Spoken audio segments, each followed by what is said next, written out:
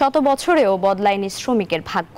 উন্নয়নের বাংলাদেশের মধ্য আয়ের দেশে পথে রওনা হলেও এখনো পিছিয়ে শ্রমিকরা। শ্রমিক সংগঠন ও অর্থনীতিবিদরা বলছেন, প্রাতিষ্ঠানিক শ্রমিকদের তুলনায় বেশি আয় বৈষম্যের শিকার অপ্রাতিষ্ঠানিক শ্রমিকরা। মহান মে দিবসে বৈষম্যহীন ন্যায্য পারিশ্রমিক নিশ্চিত হোক প্রতিটি শ্রমিকের, এমন প্রত্যাশা সবার।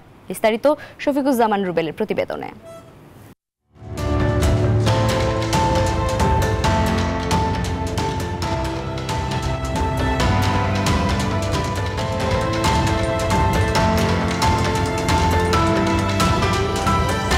হাড়ভাঙা খাটুনি, বেড়েছে শ্রমিকের আয়, তারপরও চলে না সংসার। নিত্যপণ্যের ঊর্ধ্বগতিতে হিসাব মেলে না প্রতিদিনকার।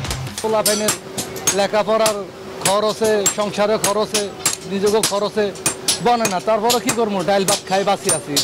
1886 সালে যুক্তরাষ্ট্রের শিকাগোতে রক্ত দিয়ে দৈনিক 8 ঘন্টার কর্মঘণ্টার অধিকার পেলেও এখনো শোষিত বঞ্চিত শ্রমিকরা। সংসার চালাতে তাদের অনেককেই করতে হয় 10 থেকে 12 ঘন্টার কাজ।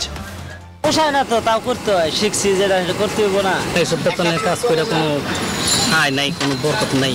সব সাহেব যখন পূর্ণ হয় না, অনেক টান পড়ে। অনেক আছে না যে কিছু একটা করবো, ওই রকম কিছু করতে পারি না। বাংলাদেশ পরিসংখ্যান ব্যুরোর তথ্য মতে দেশের মোট জনসংখ্যার 65% মানুষ কর্মক্ষম, আর এর মধ্যে প্রায় 70% শ্রমিক অপ্রাতিষ্ঠানিক কাজে নিয়োজিত। শ্রমিক সংগঠনগুলোর অভিমত, প্রাতিষ্ঠানিক খাতের শ্রমিকরা আইনি সুরক্ষা পেলেও এখনো বঞ্চিত অপ্রাতিষ্ঠানিক শ্রমিকরা।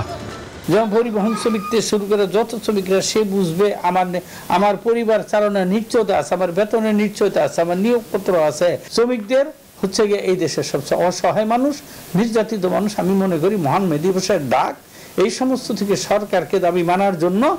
অর্থনীতিবিদরা বলছেন, দেশের মাথাপিছু আয় ও বিদেশি বিনিয়োগ বাড়লেও 5 দশক পেরিয়ে এখনো সস্তা শ্রমিকের দেশ বাংলাদেশ।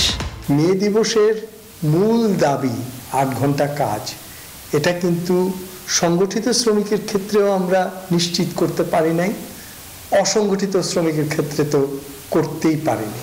তাহলে এবারের মে দিবসে এটাই স্লোগান যে খাবার ঠিক মতো দাও, রেশনের ব্যবস্থাটা করে দাও, এবং তার সঙ্গে সঙ্গে ট্রেনিং দিয়ে উৎপাদনশীলতা বাড়িয়ে মজুরিটা বাড়াও।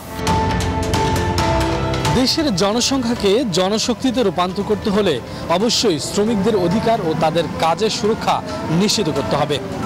মে দিবসের বদৌলতে শ্রমিকদের সেই অধিকার বাস্তবায়নের সাথে সাথে সকল বৈষম্য ঘুচবে বলে মনে করেন সংশ্লিষ্টরা। শফিকুজ্জামান রুবেল, নিউজ 24, ঢাকা।